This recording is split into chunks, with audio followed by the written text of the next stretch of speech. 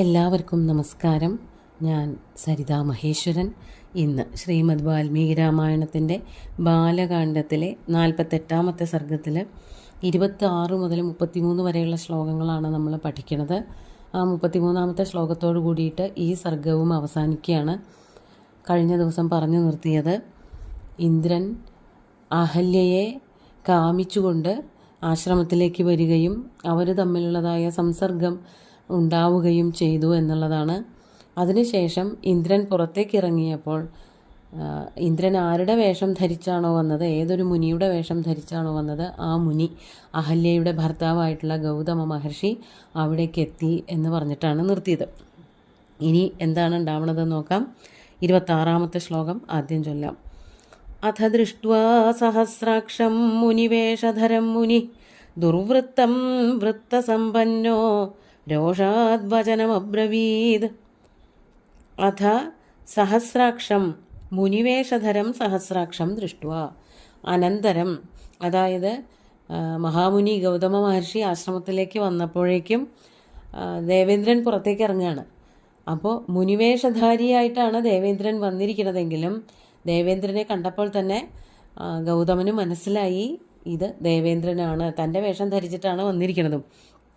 അതാണ് മുനിവേഷധരം സഹസ്രാക്ഷം ദൃഷ്ട്വ, കണ്ടിട്ട്. മാത്രമല്ല ദുർവൃത്തനുമായി തീർന്നു. ഇപ്പോൾ ചീത്തയായിട്ടുള്ളൊരു പ്രവൃത്തി, അതായത് മറ്റൊരാളുടെ ഭാര്യയെ പ്രാപിക്കുക എന്നുള്ള ഒരു ദുഷ്ടപ്രവൃത്തി കൂടി ചെയ്തതുകൊണ്ട് ദുർവൃത്തനുമായി തീർന്ന ആ ഇന്ദ്രനെ കണ്ടപ്പോൾ വൃത്തസമ്പന്ന മുനി രോഷാത് വചനം അബ്രവീത്.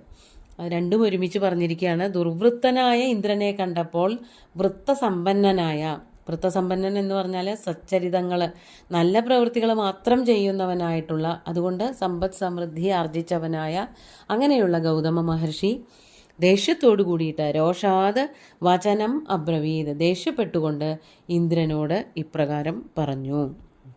എന്താണ് പറഞ്ഞത് എന്നുള്ളത് അടുത്ത ശ്ലോകത്തിൽ പറയാണ്. 27-ാമത്തെ ശ്ലോകം നോക്കാം.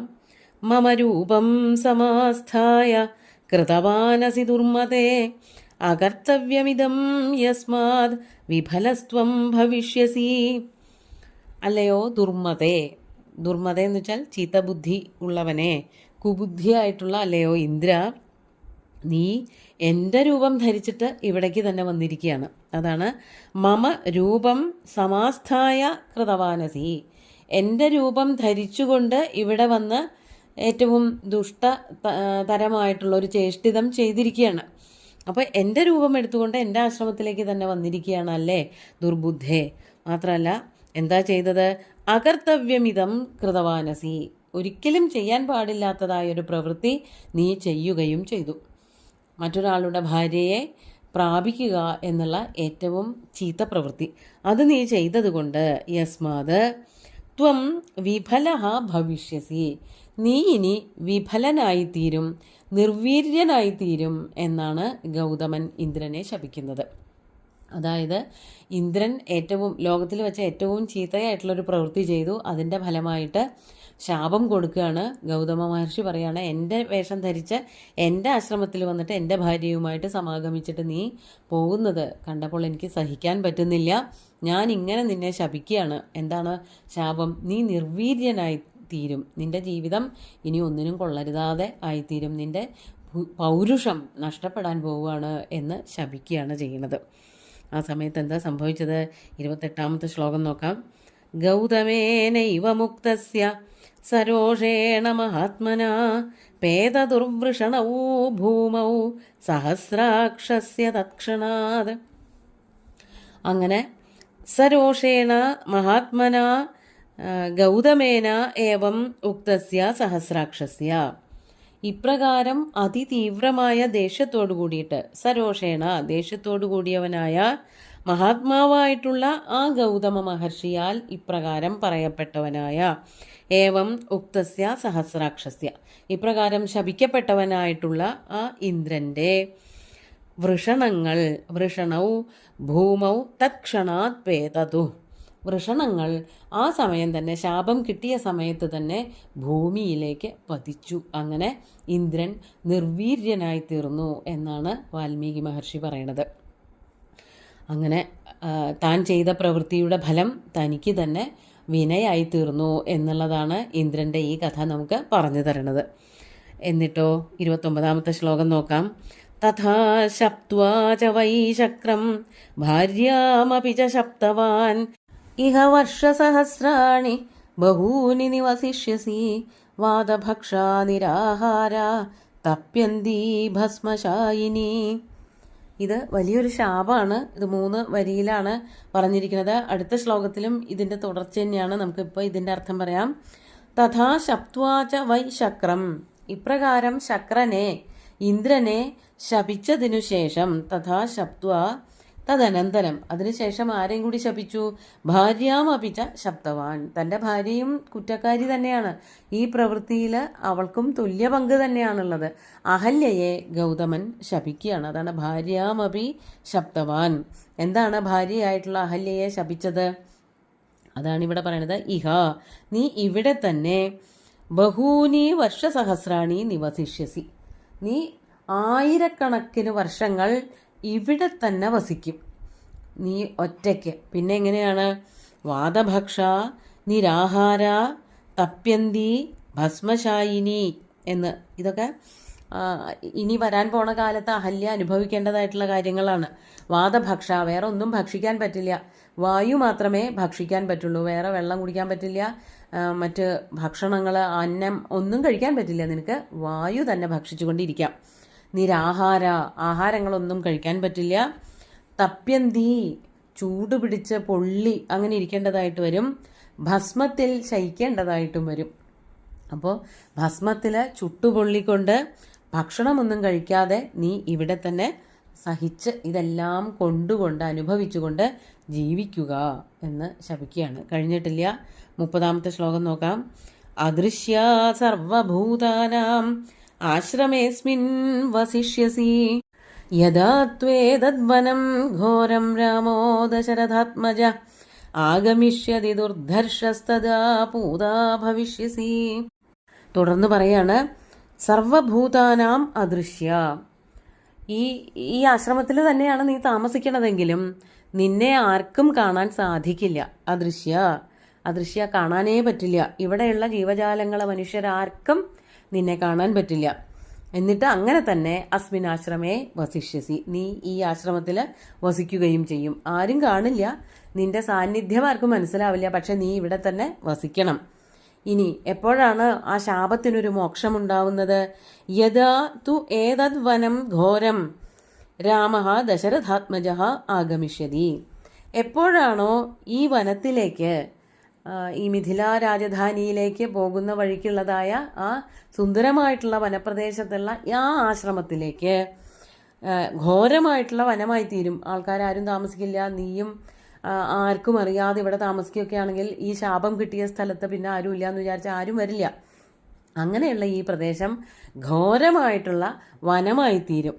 എന്നാലും അവിടേക്ക് ഒരു ദിവസം ദശരഥാത്മജനായിട്ടുള്ള രാമൻ വരിക തന്നെ ചെയ്യും. അതാണ് ആ വനത്തിലേക്ക് ദശരഥാത്മജ രാമ ആഗമിഷ്യതി, ദശരഥപുത്രനായിട്ടുള്ള ശ്രീരാമൻ യഥാ എന്നാണോ വരുന്നത്, അപ്പോൾ ദുർധർഷനായ, ആർക്കും കീഴ്പ്പെടുത്താൻ പറ്റാത്തവനായ, ഏറ്റവും ശ്രേഷ്ഠനായിട്ടുള്ള, മനുജാവതാരത്തിൽ ഏറ്റവും ഉത്തമനായിട്ടുള്ള ശ്രീരാമൻ എന്നാണോ ഈ വഴിക്ക് വരുന്നത്, അങ്ങനെയുള്ള ശ്രീരാമനെ പൂജിച്ചാൽ, ശ്രീരാമന്റെ പാദസ്പർശം കൊണ്ട്, തഥാ അപ്പോൾ മാത്രമേ പൂതാ ഭവിഷ്യസി, നീ ശുദ്ധയായിത്തീരുകയുള്ളൂ. അതുവരെ നിന്റെ ഈ ചീത്ത പ്രവൃത്തി കൊണ്ടുണ്ടായ, പാപം കൊണ്ടുണ്ടായ ഫലം നീ ഒറ്റയ്ക്ക് ആരുമില്ലാതെ ഇവിടെ അനുഭവിക്കണം. വാദാഹാരമായിട്ട്, ഭക്ഷണം കഴിച്ചിട്ട്, വായു മാത്രം ഭക്ഷിച്ചിട്ട്, ഭക്ഷണങ്ങൾ വേറെ ഒന്നും കഴിക്കാൻ പറ്റാതെ, ആരും കാണാതെ, എന്നാൽ അവിടെ ഉണ്ടായിട്ട്, അതുപോലെ തന്നെ ചൂട് പിടിച്ചുകൊണ്ട് ചുട്ടുപഴുത്ത് വെണ്ണീറിൽ കുളിച്ച് ചാരത്തിൽ മൂടി, അങ്ങനെ നീ ഇവിടെ തന്നെ വസിക്കും. എല്ലാ ഋതുഭേദങ്ങളും കഴിച്ചുകൂട്ടി ഇവിടെ തന്നെ ഒരു മാറ്റവും ഇല്ലാതെ നീ ജീവിക്കേണ്ടതായിട്ട് വരും. ശ്രീരാമൻ എന്നാണോ വരണത് അന്നേ നിനക്ക് മോക്ഷം കിട്ടുള്ളൂ എന്നാണ് ഗൗതമൻ തൻ്റെ പത്നിയായിട്ടുള്ള അഹല്യയെ ശപിച്ചത്. എന്നിട്ട് പറയാണ് 32ാമത്തെ ശ്ലോകം. തസ്യാദിഥ്യേന ദുർവൃത്തേ ലോഭമോഹവിവർജിതാ മത്സകാശം മുദായുക്തം സ്വം വപുർധാരയിഷ്യസി. എന്നിട്ട് ആ ശ്രീരാമൻ ഈ വഴിക്ക് വരുമ്പോൾ നീ എന്തു ചെയ്യണം? തസ്യ ആതിഥ്യേന, ആ ശ്രീരാമന്റെ ആതിഥ്യം കൊണ്ട്. അവിടെ ആതിഥ്യ മര്യാദകളൊന്നും ചെയ്യാൻ അഹല്യയ്ക്ക് പറ്റില്ലല്ലോ. അഹല്യ ഇനി രൂപാന്തരം വരികയാണ്. എന്തായിട്ട് മാറും എന്ന് ഇവിടെ പറഞ്ഞിട്ടില്ല. പക്ഷേ മറ്റുള്ളവർക്കൊന്നും മനസ്സിലാവാത്ത രീതിയിൽ മാറിപ്പോകുന്നു പറഞ്ഞാൽ നമുക്കറിയാം അഹല്യ വലിയൊരു പാറയായിട്ടാണ് മാറാൻ പോണത്. അങ്ങനെ അഹല്യ കാലങ്ങളോളം വസിച്ചിട്ട് ശ്രീരാമൻ ആ വനപ്രദേശത്തേക്ക് വരുമ്പോൾ ശ്രീരാമൻ്റെ വരവ് തന്നെയാണ് ഏറ്റവും വലിയ അതിഥി പൂജ. അതായത് ആ വനത്തിലേക്ക് ശ്രീരാമൻ വരിക എന്നുള്ളത് അത് അഹല്യയുടെ ഭാഗ്യമാണ്. അങ്ങനെ വരുമ്പോൾ ആ ശ്രീരാമൻ്റെ ആതിഥ്യം കൊണ്ട് ദുർവൃത്തെ, അല്ലയോ ചീത്ത പ്രവൃത്തികളൊക്കെ ചെയ്തിട്ടുള്ളവളെ അഹല്യേ, നീ ലോഭമോഹ വിവർജിതയായിട്ട്, നിനക്ക് അത്യാഗ്രഹവും കാമവും ഒക്കെ വർദ്ധിച്ചിട്ടാണല്ലോ ഇത്തരം പ്രവൃത്തികളൊക്കെ ചെയ്തത്. എന്നെ ഉപേക്ഷിച്ചിട്ട്, എന്നെ ചിന്തിക്കാതെ മറ്റൊരാളുടെ കൂടെ സമാഗമം, രതിക്രീഡകളൊക്കെ നടത്തിയത് നിന്റെ അത്യാഗ്രഹം കാരണമാണ്. അതുകൊണ്ട് ഇത്രയും കാലം കൊണ്ട് നിനക്ക് കിട്ടുന്ന ഈ ശാപം കൊണ്ട് നിന്റെ ലോഭവും മോഹവും കാമവും ഒക്കെ തീരുക തന്നെ ചെയ്യും. അതിനെയൊക്കെ ഉപേക്ഷിക്കും. അതാണ് ലോഭമോഹ വിവർജിതയായിട്ട് എല്ലാം കഴിഞ്ഞ് അങ്ങനെ ശ്രീരാമന്റെ പാദസ്പർശം കൊണ്ട് നീ പുണ്യവൃത്തയായി തീരുകയും സ്വം വപു, അവരവരുടെ ശരീരം ഇപ്പോഴത്തെ രൂപം തിരിച്ചു കിട്ടിയ സന്തോഷത്തോടു കൂടിയിട്ട്, അതായത് ഇപ്പം നഷ്ടപ്പെടാൻ പോവുകയാണ്, അതിനി ശ്രീരാമന്റെ ആതിഥ്യം കൊണ്ട് മാത്രമേ ലഭിക്കുള്ളൂ. ആ സന്തോഷത്തോടു കൂടിയിട്ട് മുദായുക്ത മത് സകാശം ആഗച്ഛ, അങ്ങനെ ആയിരിക്കണം. അങ്ങനെ സന്തോഷത്തോടു കൂടിയിട്ട് നീ എൻ്റെ അടുത്തേക്ക് വരണം. അത്രയും കാലം ഞാനിവിടെ ഉണ്ടാവില്ല, ഇവിടെ വേറെ ആരും ഉണ്ടാവില്ല, നീയും ഈ രൂപത്തിലുണ്ടാവില്ല എന്നാണ് ഗൗതമ മഹർഷി അഹല്യയെ ശപിച്ചത്.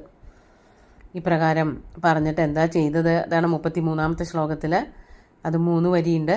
ഏവമുക്ത്വാ മഹാതേജ ഗൗതമോ ദുഷ്ടചാരിണീം ഇമാമാശ്രമമുത്സൃജ്യ സിദ്ധചാരണസേവിതേ ഹിമവത് ശിഖരേ രമ്യേ തപസ്തേപേ മഹാതപാഃ. ഏവം ഉക്ത്വാ മഹാതേജാഃ, മഹാതേജാഃ ഗൗതമമുനിഃ ഏവമുക്ത്വാ, മഹാതേജസ്വിയായിട്ടുള്ള ആ ഗൗതമ മഹർഷി ഇപ്രകാരം പറഞ്ഞിട്ട് ഇമാം ദുഷ്ടചാരിണിയും ഉത്സൃജ്യ, ആ ദുഷ്ടചാരിണിയായിട്ടുള്ള അഹല്യയെ അവിടെ തന്നെ ഉപേക്ഷിച്ചിട്ട് ആ ആശ്രമത്തിൽ തന്നെ വിട്ടിട്ട് സിദ്ധചാരണ സേവിതേ ഹിമവത് ശിഖരേ രമ്യേ, സിദ്ധന്മാരും ചാരണന്മാരും സേവിക്കുന്നതായിട്ടുള്ള രമ്യേ ഹിമവത് ശിഖരേ, ഏറ്റവും സുന്ദരമായിട്ടുള്ള ഹിമാലയ പാർശ്വത്തിൽ പോയിട്ട് തപഹ തേപേ, മഹാതപാഹ തപഹ തേപേ, ആ മഹാതപസ്വിയായിട്ടുള്ള ഗൗതമൻ തപസ് ചെയ്യുകയും ചെയ്തു. അങ്ങനെ അഹല്യയെ ഈ ആശ്രമത്തിൽ ഉപേക്ഷിച്ചിട്ട് ഗൗതമൻ ഹിമാലയത്തിൻ്റെ സാനുക്കളിൽ പോയിട്ട് തപസ് ചെയ്യാൻ ആരംഭിച്ചു. അങ്ങനെയുള്ള ആ കാട്ടിൽ കൂടെയാണ് നമ്മളിപ്പോൾ നടക്കുന്നത്. അഹല്യ ഇവിടെ ഉണ്ട് എന്നുള്ളതാണ് വിശ്വാമിത്രൻ ശ്രീരാമന് പറഞ്ഞു കൊടുത്തിരിക്കുന്നത്. നമുക്ക് ഇന്നത്തെ ശ്ലോകങ്ങൾ ഒന്നുകൂടി ചൊല്ലാം. അഥ ദൃഷ്ട്വാ സഹസ്രാക്ഷം മുനിവേഷധരം മുനി ദുർവൃത്തം വൃത്തസമ്പന്നോ രോഷാദ് വചനമബ്രവീത് മമ രൂപം സമാസ്ഥായ കൃതവാനസി ദുർമതേ അകർത്തവ്യമിദം യസ്മാദ് വിഫലസ്ത്വം ഭവിഷ്യസി ഗൗതമേനൈവ മുക്തസ്യ സരോഷേണ മഹാത്മനാ പേതദുർവൃഷണൗ ഭൂമൗ സഹസ്രാക്ഷസ്യ തത്ക്ഷണാദ് തഥാ ശപ്ത്വാ ച വൈ ശക്രം ഭാര്യാമപി ച ശപ്തവാൻ ഇഹ വർഷസഹസ്രാണി ബഹൂനി നിവസിഷ്യസി വാദഭക്ഷാ നിരാഹാര തപ്യന്തി ഭസ്മശായിനി അദൃശ്യാ സർവഭൂതാനാം ആശ്രമേസ്മിൻ വസിഷ്യസി യദാ ത്വേതദ്വനം ഘോരം രാമോ ദശരഥാത്മജ ആഗമിഷ്യതി ദുർധർഷസ്തദാ പൂതാ ഭവിഷ്യസി തസ്യാതിഥ്യേന ദുർവൃത്തേ ലോഭമോഹവിവർജിത മത്സകാശം മുദായുക്ത സ്വം വപുർധാരയിഷ്യസി ഏവമുക്ത്വാ മഹാതേജ ഗൗതമോ ദുഷ്ടചാരിണീം ഇമാമാശ്രമമുത്സൃജ്യ സിദ്ധചാരണസേവിതേ ഹിമവത് ശിഖരേ രമ്യേ തപസ്തേപേ മഹാതപാഃ. അങ്ങനെ അഹല്യയെ ഗൗതമൻ ശപിക്കുന്ന കഥ വരെയാണ് ഇപ്പോൾ പറഞ്ഞു നിർത്തിയിരിക്കുന്നത്. അടുത്ത സർഗത്തിൽ അഹല്യയ്ക്കുണ്ടാകുന്ന ശാപമോക്ഷത്തെ പറ്റിയിട്ടൊക്കെ വർണ്ണിക്കും.